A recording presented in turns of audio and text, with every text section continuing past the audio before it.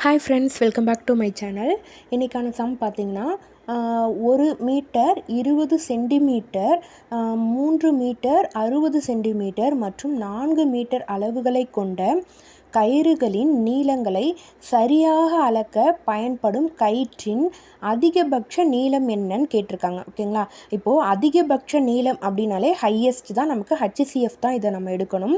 ஓகேங்களா? இப்போ 1 metre 20 centimetre எடுத்துட்டோன்னா 1 மீட்டரோட value நமக்கு 100 சென்டிமீட்டர். ஓகேங்களா?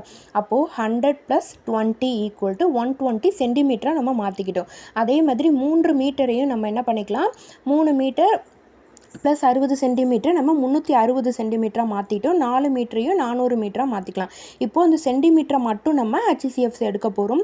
ஸோ 120, 360, 400 நம்ம 4 டேபிளால் எடுத்தோன்னா 3 4s are 12, 9 4s are 36, 1 4s are 4, அந்த பேலன்ஸ் 0 சேர்த்துக்கலாம். திரும்ப 5 டேபிள்ஸில் எடுத்தோன்னா 6 5s are 30, 18 5s are 90, 20 5s are 100. திரும்ப 2 டேபிள் எடுக்கலாம். 3 2s are 6, 9 2s are 18, 10 2s are 20. இப்போது அடுத்தது 3 டேபிளில் ஃபஸ்ட்டு 3 9 மட்டும் தான் போகும், 10 எடுக்க முடியாது.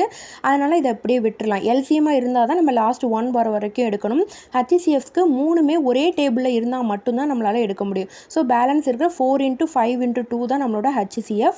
4 5s are 20, 20 × 2 40. ரொம்ப சிம்பிளான சம் தான், மறக்காமல் நோட் பண்ணி வச்சுக்கோங்க. நம்ம சேனலை சப்ஸ்கிரைப் பண்ணிக்கோங்க. தேங்க்யூ.